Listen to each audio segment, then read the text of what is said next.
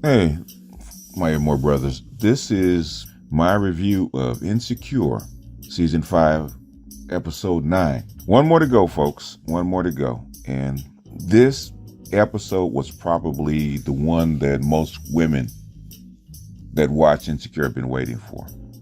And with Lawrence and Issa. And we'll get to that. It's kind of reminds me of some things in Season 1 where it's kind of corny. But let's do our due diligence. Most of this thing was actually in vignettes.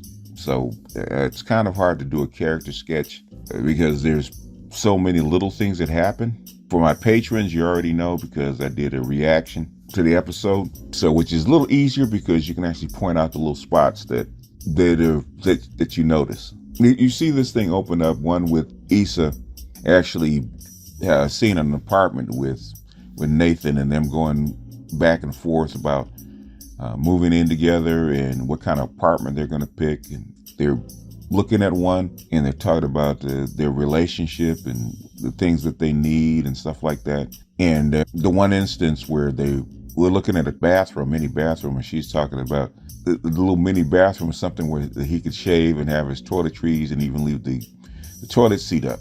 And she says, you know how men are. And he says, every man ain't like that, and I don't know what kind of men you've been living with. And we automatically know that he's talking about Lawrence. Not intentionally, but the thing is he realizes that he mentions her ex. And immediately it kind of goes back to that. The one thing, if you're going to have that kind of detail about moving in together and you're going to have that kind of intimate relationship, a lot of things about your ex, especially your immediate ex, you should have had a discussion about. Should have been a whole lot of discussion about your ex. And evidently it wasn't. So it's kind of an awkward moment. So they decide that they want to take the apartment and they ask for an application, find out, this is one good thing that was funny. It was actually funny where the real estate agent says, sorry, I just rented this about 5 minutes ago, but I didn't want to interrupt you because you guys seem to be so happy. And they immediately kind of go in on a real estate agent. That was actually funny. I wish we could have more funny moments. Next thing we see Molly. Molly is in her office and Torian's coming out of the office with the partners. And evidently it's been a long meeting and he's got this serious look on his face. And Molly and the girls are actually in the aisle outside the cubicles, outside the office, asking him what happened and said, did you lose your paperwork at the cloud again? Or are they fussing at you? And they jokingly said, oh, the firm didn't offer you partner, did they? And he has that funny look on his face. And they say, no, they offered you partner? And Molly jumps in his arms and starts hugging him. And the other two women kind of look kind of funny, like, oh, this is really awkward. This is a little closer than just workplace or just colleague banter or collegial congratulations. And so Molly tries to play it off like, oh, y'all better get in here and do this group hug and hug this man for being partner. You see that awkward stares and they kind of like walk off and walk away from each other. And the two women, older women say, they fucking right? And the other woman says, yep. So I don't even know why they try to play it off. People in the office, people in the workplace know when something's changed. They know Torian hated Molly. And they know all of a sudden they're chummy that something really changed. And it did. Next thing we jump over to Lawrence. Now Lawrence is in his apartment and he's talking with his buddy Chad. Now Chad's a real estate agent. And they're going over places for Lawrence to actually rent or buy. Because evidently he's committed to moving back to Los Angeles from San Francisco, but he's got to find a place because he wants to be around his son. So they're going back and forth about what to buy and what to get. And they talk about Derek and Tiffany leaving for Denver.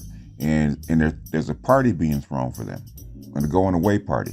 And Lawrence doesn't want to go because Issa's there. But Chad knows that Lawrence has to go because Derek is his boy. And Issa belongs to the crew of Tiffany's friends. So they know that they both have to be there. And everybody already automatically knows that it's going to be awkward.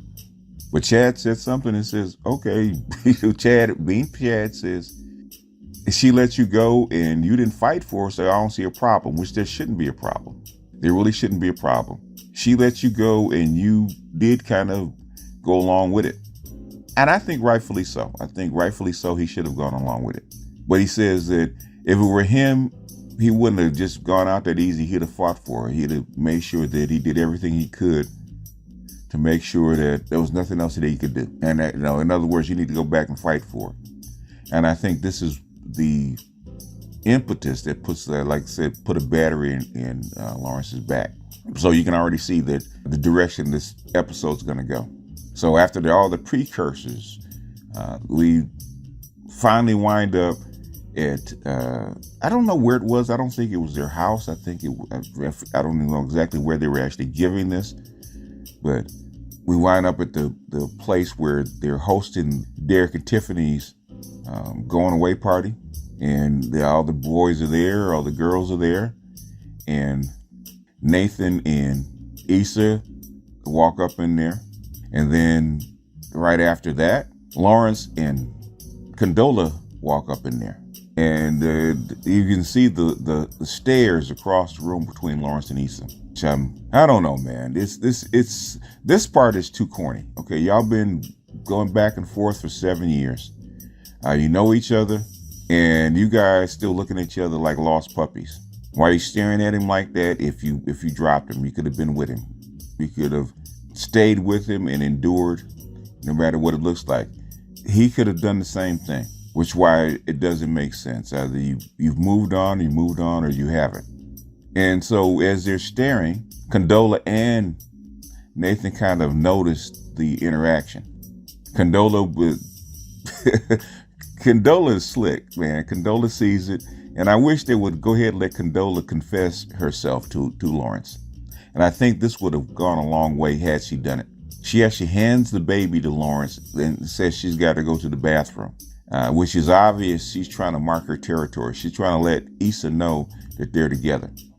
And across the way, Issa's looking at Lawrence, and Nathan notices that and said, because Nathan's never met Lawrence.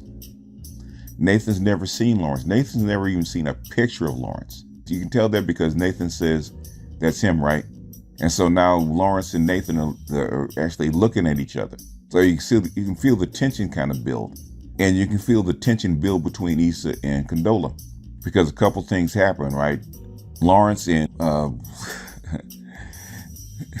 let's get to Molly first before we even get into that, right? There's something that happened right after that. But, in walks Dro from, I think, season 3. In walks Dro with a new girlfriend, because evidently Dro has gotten divorced and he's got a new girl. And Molly's already taking edibles with her new beau, Torian, because she's coming with Torian. Torian's coming in with some edibles, and he realizes there's children there at the party, and it's not really an adult party. He actually brought the edibles as a gift. But Torian and Molly actually take a couple of edibles, and they're high, and basically when Dro comes walking in, that's like she acts like she sees a ghost. She says like, "Oh shit," and she talks to Torian. She talks to Dro, and Dro is telling him why he called that night, to tell Molly that him and Candace had gotten a divorce, which you could actually see that coming out. Open marriages don't really work that well. At least not to my knowledge, unless you're like a celebrity. Open marriages really don't work that well. So I'm not surprised him and Candace got divorced. And basically, the girl that he's with is good looking. And I see the girl that you're with. And Dro says, well, I also see the guy that you're with the partner. And Molly says, you mean him? Because Torian has slid up alongside him to actually see what's going on, which I don't blame him. And Molly explains that, she's high. And one thing I can tell you about a woman that's high or drunk, man, they tell more truth when they're high or drunk than they do when they're sober. And she just spills the beans. Me and Dro, we're seeing each other while Dro had an open marriage, and we used to get it in, right? And Dro, you can see Dro's face just drop, like, oh, you just told it in front of your man. And Dro doesn't know how to take it. He picks up his drinks and says, excuse me, and walks off. Can't blame the man, right? Can't blame the man. And Molly says, well, did I explain that well? And Torian actually, believe it or not, I think Molly got props. Molly got props for actually telling the truth, being honest, and saying that it's over, right? And Torian takes that and believes it. And I think Molly got thumbs up for that. This is something that I like. I think they should have done the same thing for Issa. Now you can see Molly's growth. I guess it took Molly's mother really getting sick and having that stroke, even though coming from being almost paralyzed to being fully functioning in a couple of weeks is a pretty good medicine, which normally doesn't happen. But I think Molly has really grown up since her mother got sick. And you can see her almost like transform.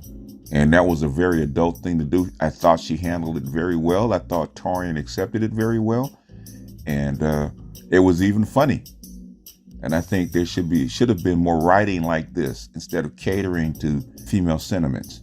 I think that was more funny and more honest. Which brings me to the next scene with Lawrence and Nathan, because they're sitting around having drinks, they're eating food, and they're talking to Derek. They're talking about what he'll miss going to Denver. And what he says is what he'll miss most going to Denver is the food. They talk about the Mexican food and all the different varieties of food that LA has, and they talk about the barbecue. Nathan, who really just got there, Nathan really doesn't know Derek and doesn't know this crew at all. And Nathan interjects with his chest out because he's trying to prove something about the barbecue in LA and how it's not real barbecue. And the fellas like Chad and Lawrence are defending the barbecue in Los Angeles. The fellas are defending the barbecue in Los Angeles. And they're going back and forth. And Nathan said he's from Houston and Texas does have really good barbecue. And Lawrence lets it out. I guess the barbecue wasn't good enough for you to make you stay there. And that's a direct shot at Nathan and Issa. And, they had a conflict, man, where they were ready to go to blows over barbecue. So Issa talks to Nathan, and Nathan says, basically says he's not okay. And he goes outside to give his business partner the keys to the shop because his business partner's lost the key to the shop. And his boy says, are you all right? And he says, well, Issa's ex is up in there. And they're going back and forth about barbecue and stuff like that. And his boy says, we can run up on him and do a couple things. Now, they talk about a party where all of the people at the party are friends with Lawrence. And you talk about going up in a set with just you two trying to start a fight, and you guys are the people on the outside, which is something I didn't understand. But black women especially, like that kind of stuff. They like to see men fight over them. That's why I said this is a very gynocentric episode, especially black gynocentric episode, because this is what black women always complain about, especially when it comes to black men. Whether they take them or not, whether they're with them or not, what they want to see is the man's level of commitment to him by fighting for him, sometimes physically fighting for him. They want black men to slay a dragon and bring back the dragon's head to prove that they really and truly love them. So in this episode, it's really gynocentric. And I can see the female reviewers smiling from ear to ear because this is really what they wanted to see. They've been waiting to see this for 5 seasons. This is probably the thing that should have happened between Lawrence and Daniel. And I think we could have gotten it all out the way if Lawrence and Daniel had done this in season 1 instead of dancing around. I don't know why they waited to season 5. I think they really want to give the female fans what they need and what they've been wanting. So I think this is Issa's going away present to her female fans. So the next scene, we see the female version of the same thing. Men and women fight differently, right? Women fight with words and situations. Men try to fight with their fists. So the 4 girls actually walk into the kitchen and they're talking. Now they He said they're going back and forth and they're telling their jokes, and Molly's eating edibles and she's laughing at jokes that are not funny, and she can't stop laughing, and she keeps on laughing uncontrollably until Kelly slaps her, slaps the crap out of her, right? And Molly said, "What you slapped me for?" He said, "What the hell is wrong with you?" And Molly realizes that she's high. And then as soon as they hear that she's ate an edible and she's high, everybody goes, "Oh, okay, that explains it." Because they thought she was going nuts. And so after Kelly says, "If we're going to continue this kind of relationships, I need you to tell me when you're high so you can do drugs with me." In other words, so we can be on the same page. And in comes Condola walking through the crowd to get a bottle. Now, we know that Condola could have avoided this, and Condola is marking her territory. Condola's making a challenge. That's how she walks right past Issa with the baby, and everybody kind of picks up on it. So as she's getting the bottle, you can see the girls kind of slink away and leave Issa and Condola alone, to talk. Everybody but kind of backs off. So they pass their pleasantries, and Issa says how cute the baby is and blah, blah, blah. Basically, it's just real tense, right? And so when Condola kind of walks back out to the party, the girl said, "Man, girl, that was weird." That was a direct challenge. This is the same kind of direct challenge that you're going to see later on toward the end of the episode. Okay, the next highlight is that Torian and Molly are just, I guess they've been kept doing edibles because they are high and they're actually, they got the munchies. Torian has the munchies, okay? He's been having the munchies. He's been looking for these macaroni and cheese balls all night. And finally, Molly goes on a raid to actually find the macaroni and cheese balls, and it's kind of like they're gorging, okay? It's like, it's funny because they're gorging out on the food, and then when the servers come back in, they go hide in the closet because they want to get caught, just like they're teenagers, right? And they're looking at each other like, what do we do next? And Molly is, like I said, when you're high, when a woman is high or drunk, she's going to tell a whole bunch of truth, right? And so Molly says to her, "I don't know what to do next." And Torian says, "Why?" It's because normally when I like a guy and the guy likes me, I do something to mess it up or I do something to run him away. And I'm scared of liking you and you liking me because I'm scared I'm going to do something to mess it up or run you away. And that's really going to hurt.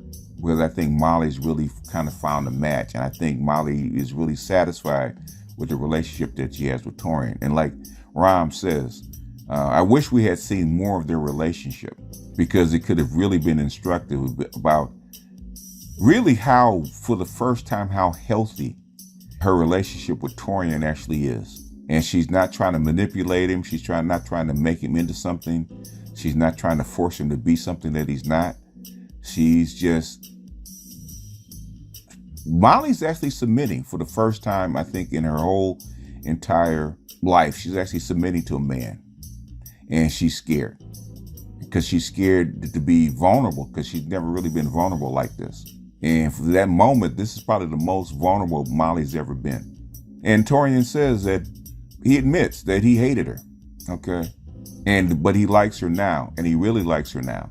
And he's not going anywhere because he understands her personality. And that's when Molly and him, I think, have sex for the first time. I'm not sure if it was for the first time, but I do believe it's for the first time in the closet. Okay.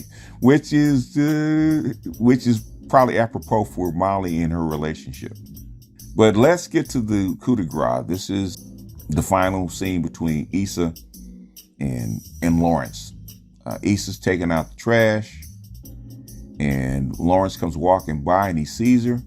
It's deja vu because this is the same thing that happened in her fantasy dream last week, where he walks by and she says, "Oh shit," and he says, "I didn't mean to scare you," and then he says, "Can we talk?" And so he talks about, basically it's been going through his mind, and he talks about what Chad had mentioned, that he didn't fight hard enough for. And I think what he's trying to say is that he didn't I think he fought it hard enough for her. And he wanted to make sure there was nothing left. And that's why he asked, was she happy? Was she happy being with Nathan? I think Issa should have said yes. And I think that would have ended right there. But he says, because I'm not happy when I'm not with you.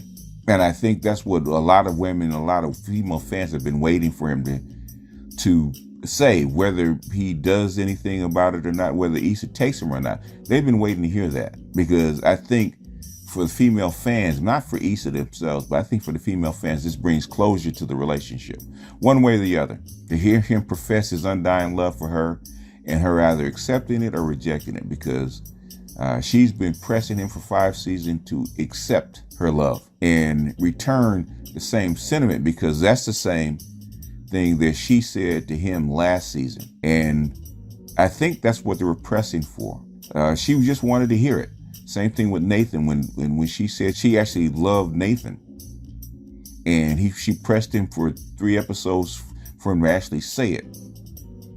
And I think that's really what this whole 5 seasons was about. Lawrence actually saying it. And I think I think a lot of female fans got their closure.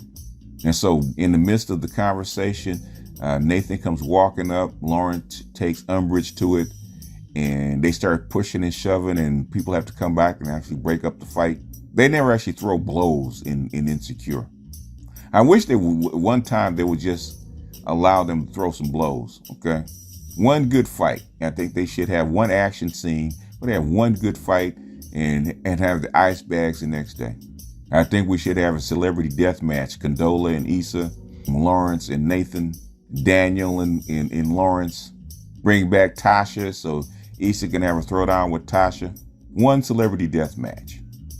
In the last little tidbit I'm going to throw in on this conversation, when Condola comes out of the kitchen and she's packing up, and, after the conversation that she has with Issa and that weird energy, she takes Elijah home, and Lawrence says, okay, well, should I go with you? And she says no. She says stay. And it's something that she said that I don't know if it's a tip or it's a hint to what's going to go on later. She says this is probably going to be the last time you see these people for a while. And I think that's more than just a statement of fact. I think she was actually saying that once you're done with this, whatever it is that you're done with, I am not going to allow you to come around your ex anymore, because I see what's going on and basically you're mine. And women are very good at that. They know what their men like, and they know that their man's temptation. And women know very well not to put raw meat in front of a man's face. I think if she had a do-over, she would not have Lawrence and herself actually show up at the same time, the same place to this event, not knowing that his ex for 5 years is going to be there. But that's just my last little tip for people that are in the know. If you're a patron, I did a blow-by-blow. I thought it was more apropos for the last couple of episodes. So anyway, this is my review of Insecure, Season 5, Episode 9. I'm going to call this the Heroine's Return. And I'm going to go get esoteric just for a second. I probably should have done this at the very beginning. And I may do this as a separate one. I think I'll do this as a separate one. Issa's return as a hero. And a hero's journey is different for a female than it is for a male. And I think what we have seen with Lawrence actually professing his love for Issa is the heroine's journey. Now we're going to have to see what she does with it at episode 10. I hope that she does not go back to Lawrence. And I hope that we see that Lawrence is actually happily married to Condola.